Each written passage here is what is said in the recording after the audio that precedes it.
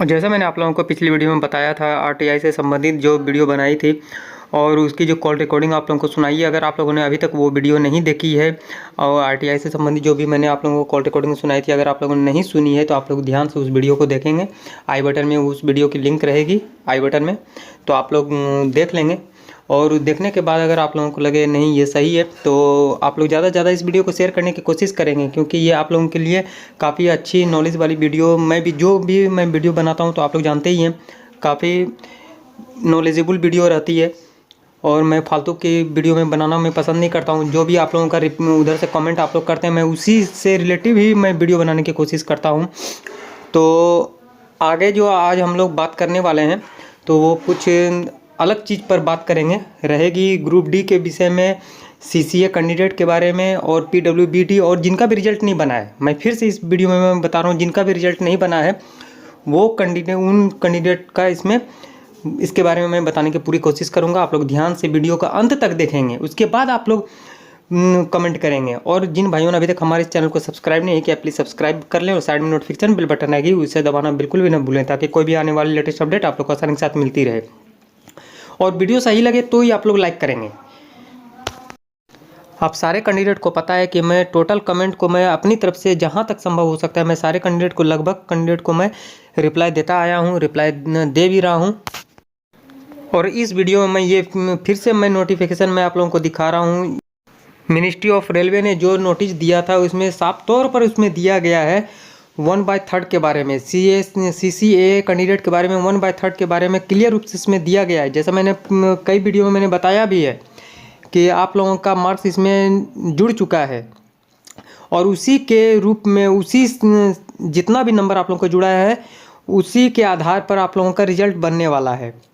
तो ये नहीं कहा गया है कि 40% से ही रिजल्ट बनेगा या 30% से रिजल्ट बनेगा, लेकिन जैसा मैं आप लोगों को अब दिखाने वाला हूँ, इसमें इतना आप लोग सबसे पहले आप लोग यहाँ देख लें इस चीज़ को ध्यान से देख लें, समझ लें। और अगर जिन लोगों को लगे कि ये नहीं ये सही चीज़ है, तो आप लोग इसे स्क्रीनशॉट भी आप लोग लेकर रख सकते हैं इस चीज़ का। अगर आप लोगों को PDF अगर डाउनलोड नहीं कर पाए हैं तो जितनी वैकेंसी निकली थी और जितना भी कैंडिडेट का सीट इसमें था, उतनी पूरे डिटेल इसमें है। ये सबसे पहली नोटिफिकेशन जो दी गई थी मिनिस्ट्री ऑफ रेलवे की तरफ से, वही नोटिफिकेशन है ये वाला। तो यहाँ देख रहे हैं कितनी वैकेंसी निकाली गई थी, किसके बारे में कितना, मतलब UR का कितना था और EWS का कितना था, SC ST OBC और भी जितनी भी कैटेगरी है, सारे कैटेगरी के बारे में इसमें क्लियर रूप से इसमें बताया गया है। तो आप लोग ध्यान से पहले समझ लेंगे, और उसके बाद यहाँ जैसा आप लोग जान रहे हैं कि CCAA कैंडिडेट का जो सीट था और टोटल ऑफ वैकेंसी जो निकाली गई थी रेलवे की तरफ से 1,03,000 निकाली गई है, और 1,03,000 से थोड़ी सी ऊपर है, आप लोग यहाँ जैसा देख रहे हैं। और उसके बाद 20% सीट सिर्फ CCA कैंडिडेट अप्रेंटिस वालों का सिर्फ इसमें दिया गया है 20%, और PWBD का जो है उसमें 4300 आप यहाँ जैसा देख रहे हैं इसमें इतना दिया गया है। तो अब यहाँ पर समझने वाली बात है कि CCA कैंडिडेट का जितना भी इसमें जो भी सीट है अभी 20% इसमें, लेकिन 5 साल के दरमियान में, मैं ये बिल्कुल दावे के साथ कह सकता हूँ, 5 साल के दरमियान में उनका 1000 सीट को उसको भरना है, किसी भी हालत में उसे भरना है 5 साल के दरमियान में, 2019 से लेकर अभी तक 76,000। लेकिन रेलवे ऐसा नहीं कर पा रहा है। तो आप लोगों से रिक्वेस्ट है, आप लोग हमेशा, जैसा मैं पहले भी कहता आ रहा हूं, कि धैर्य बना कर रखेंगे। क्योंकि हो सकता है, मैं फिर से कह रहा हूं, इस वीडियो में सेकेंड लिस्ट आएगी, ये निश्चित तौर पर आएगी। क्योंकि इसमें कैंडिडेट, तो मैं पहले भी कह रहा हूँ कि कैंडिडेट तो इसमें इतना होगा ही नहीं कंप्लीट, क्योंकि PET के लिए अभी बहुत लोगों का उसमें क्वालिफाई जो भी करेंगे तो ठीक है, और नहीं तो बहुत लोग डिस्क्वालीफाई भी करने वाले हैं। तो आप लोग अपना धैर्य बना कर रखेंगे। CCA कैंडिडेट और PWBD, स्पेशल PWBD के बारे में थोड़ी सी टफ है। PWBD का जो भी रहेगा थोड़ी सी टफ रहने वाली है, क्योंकि उनका जो 2% रिलैक्सेशन सिर्फ दिया गया है और उनका सही रिजल्ट भी नहीं बनाया गया है। और मैं सिर्फ उनका ही नहीं, बहुत सारे ऐसे कैंडिडेट हैं जिनका कमेंट आ रहा है, मैंने स्क्रीनशॉट भी मैंने देखा है, काफ़ी लोग मुझसे कांटेक्ट भी करने की कोशिश कर रहे हैं। इसी के विषय में मैंने RTI भी डाला हुआ है, और भी मैं RTI डालने वाला हूं। तो लेकिन आरटीआई यानी उधर जो रिप्लाई आती है आरटीआई की तो थोड़ी सी समय लिया जाता है उससे, लेकिन उसके बारे में मैं बाद में मैं बात करूंगा आपसे, हो सकता है अगली वीडियो में मैं बात करूं। लेकिन अभी जो मैं बता रहा हूं कि सेकंड लिस्ट के बारे में, हो ना हो निश्चित तौर पर सेकंड लिस्ट आने वाली है, ये निश्चित, ये तय है कि सेकंड लिस्ट आएगी। और मैंने आप लोगों को पिछली वीडियो में भी बताया, लेकिन मैं इस वीडियो में मैं फिर से मैं बताने की कोशिश कर रहा हूँ। जो भी 2% का रिलेक्शन दिया गया है पीडब्ल्यूबीडी को, तो एससी वाले का, एसटी वाले का जितना भी 30% से उठाया जाएगा, तो बहुत सारे कैंडिडेट के दिमाग में कन्फ्यूजिंग है कि पता नहीं उनका रिजल्ट बनेगा या नहीं बनेगा। लेकिन मैं फिर कह रहा हूँ 28 नंबर भी जिसका है उनका रिजल्ट बनना तय है। सीट वहाँ कंप्लीट नहीं होगी, जैसा कि आप लोग जान रहे हैं, तो सीट तो कंप्लीट करनी ही होगी। सीसीए कैंडिडेट के बारे में जैसा मैंने आप लोगों को अभी भी बताया कि 76,000 के आसपास जैसा मुझे नॉलेज है, तो उतना सीट खाली है, उतनी वैकेंसी अभी उतनी सीट उनको भरना है। तो उसके आधार पर ये 20% उनका है अगर सीसीए कैंडिडेट का।